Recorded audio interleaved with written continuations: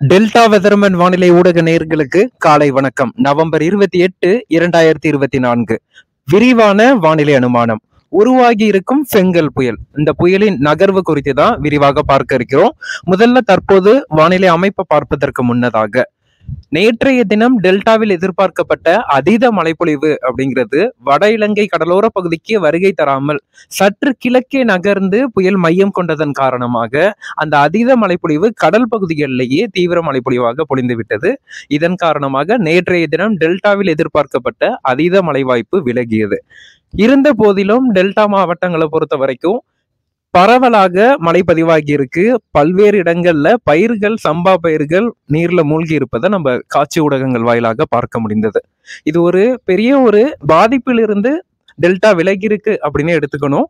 இதற்கான விளக்கம் என்ன என்பதை நான் இந்த சுற்று மழைப்பொழிவு முடிந்த பிறகு நான் தங்களுக்கு அளிக்கிறேன். ஏன்னா தற்போது புயல் உருவாகி இருக்கு. இந்த புயல் வட தமிழக கடலோர பகுதிகள் நோக்கி நகர தொடங்க போகிறது. இந்த சூழல்ல நம்ம மற்றது எதுவும் பேச முடியாது. கண்டிப்பாக உங்களுக்கு விளக்கம் அளிக்க வேண்டிய கடமை எனக்கு இருக்கு.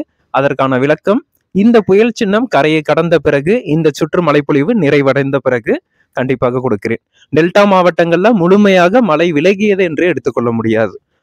தற்போதைய சூழல்ல இந்த புயல் தொடர்ந்து நாகப்பட்டினத்திற்கு தெற்கே தென்கிழக்கே 300 கிலோமீட்டர் தொலைவில் மையம் கொண்டிருக்கு. நேற்று மாலை முதலே இது நகராமல் ஒரே இடத்தில் நிலை கொண்டு வருகிறது. இருந்த போதிலும் வட இலங்கை பகுதிகளின் கடலோர பகுதிகளில் இது மையம் கொண்டிருக்கு. இந்த புயல் இன்று காலை 5:30 மணி அளவில் இது புயலாக வலுப்பெற்றிருக்கு. இது தொடர்ந்து இன்று முழுவதுமே இதே இடத்தில் நிலை கொள்ளும் என எதிர்பார்க்கப்படுது. நாளை காலை முதல் தான் மீண்டும் வடக்கு வடமேற்கு திசையில் நகர தொடங்கும். அதுவரை ஒரே இடத்தில் நிலை கொள்ளும் என எதிர்பார்க்கப்படுது.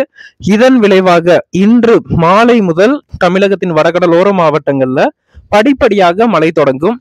பகல் நேரத்தை பொறுத்த வரைக்கும் நவம்பர் 28ஆம் தேதியை பொறுத்த மட்டில் இன்றைய தினம் தமிழகத்தின் வடகடலோர மாவட்டங்கள்ல வான மேகமூட்டத்துடன் காணப்படும்.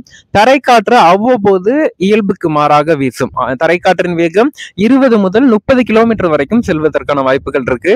சென்னை, திருவள்ளூர், காஞ்சிபுரம், செங்கல்பட்டு, புதுச்சேரி, விழுப்புரம், கடலூர், மயிலாடுதுறை, காரைக்கால், நாகப்பட்டினம், திருவாரூர், தஞ்சாவூர் உள்ளிட்ட மாவட்டங்கள்ல மழை வாய்ப்பு பொறுத்த வரைக்கும் மிதமான மழை அவ்வப்போது பதிவாவதற்கான வாய்ப்புகள் இருக்கு. கடலோர மாவட்டங்கள்ல இன்று இரவு முதல் மழை படிப்படியாக அதிகரிக்கும். தமிழகத்தின் வடகடலோர மாவட்டங்கள்ல குறிப்பாக நாளை நவம்பர் 29, 30 ஆகிய 2 நாட்கள் இந்த 3ஆம் சுற்று வடகிழக்கு பருவமழையும் இந்த புயல் சின்னத்தினால் வரக்கூடிய மழைப்பொழிவும் தீவிரமடையும் என எதிர்பார்க்கப்படுது.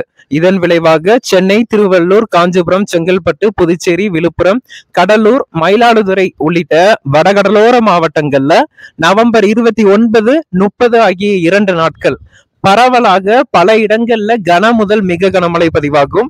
கடலோர பகுதிகளின் ஒரு சில இடங்கள்ல அதீத கனமழை பதிவாகும். அதீத கனமழை என்றால் 20 சென்டிமீட்டருக்கு மேல் மழை பதிவாகும். டெல்டா மாவட்டங்களை பொறுத்த வரைக்கும் நாகப்பட்டினம், திருவாரூர், காரைக்கால், தஞ்சாவூர் உள்ளிட்ட மாவட்டங்கள்ல இன்றைய தினம் வான மேகமூட்டத்துடன் காணப்படும். தரைக்காற்று அவ்வப்போது சற்று அதிகரித்து வீசும். இந்த தரைக்காற்றினால் பாதிப்பு கிடையாது. இந்த புயல் சின்னத்தின் காரணமாக தரைக்காற்று அவ்வப்போது அதிகரித்து வீசும். 29, 30 ஆகிய தேதிகள்ல பரவலாக கனமழை பதிவாகும். ஒரு சில இடங்கள்ல மிக கனமழையும் பதிவாகும். இந்த சுற்று மழைப்பொழிவு நிறைவடையவில்லை. நேற்றைய தினம் எதிர்பார்க்கப்பட்ட மழை குறைந்திருந்தாலும் டெல்டா மாவட்டங்கள்ல மழை வாய்ப்பு தொடருது அப்படிங்கறத எடுத்துக்கலாம். இன்றைய தினம் மழை சற்று குறைந்து காணப்படும். அதே நேரத்துல மழை வானிலை நிலவும். நாளை நவம்பர் 29, 30 ஆகிய தேதிகள்ல மழைப்பொழிவு மீண்டும் தீவிரமடைவதற்கான சூழல் காணப்பட்டு வருகிறது. குறிப்பாக உள் மாவட்டங்கள், வடக்கு உள் மாவட்டங்கள் மற்றும் அதனை ஒட்டிய மத்திய உள் மாவட்டங்கள்லையும் நாளை நவம்பர் 29, 30 ஆகிய தேதிகள்ல மழைப்பொழிவுக்கான வாய்ப்புகள் இருக்கு.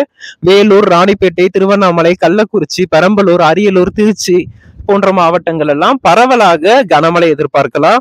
இந்த புயல் சின்னம் தமிழக கடற்கரை நோக்கி நகர தொடங்கிய பிறகு இது எப்போது கரையை கடக்கும், எங்கு கரையை கடக்கும்?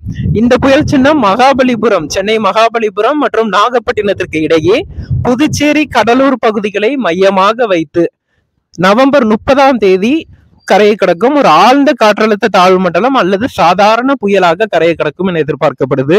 இது கரையை கடக்கும் போது தரைக்காற்று 50 முதல் 60 கிலோமீட்டர் வேகத்தில் வீசுவதற்கான வாய்ப்புகள் இருக்கு. வடகடலோர மாவட்டங்கள் சென்னை, திருவள்ளூர், காஞ்சிபுரம், செங்கல்பட்டு, புதுச்சேரி, விழுப்புரம், கடலூர் உள்ளிட்ட மாவட்டங்கள்ல நவம்பர் 30ஆம் தேதி தரைக்காற்றின் வேகம் 50 முதல் 60 கிலோமீட்டர் வரைக்கும் வீசுவதற்கான வாய்ப்புகள் இருக்கு.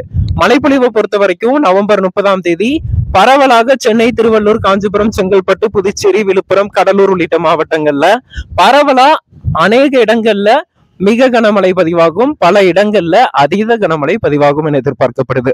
இதுதான் தற்போதைய நிலையில உருவாகி இருக்கக்கூடிய ஃபெங்கல் புயலின் நிலவரம். இந்த ஃபெங்கல் புயல் தொடர்ந்து ஒரு மழையை கொடுக்கக்கூடிய நிகழ்வாக அமையும் என எதிர்பார்க்கப்படுது வடகடலோர மாவட்டங்கள் மற்றும் டெல்டா மாவட்டங்களுக்கு. தொடர்ந்து நிகழ்நேர அறிக்கைகள்ல இந்த ஃபெங்கல் புயலின் நகர்வு குறித்து அறிவிக்கப்படும். இன்றைய தினம் இந்த புயல் எங்கும் நகராமல் ஒரே இடத்தில் நின்று மழையை கொடுக்க இருக்கிறது.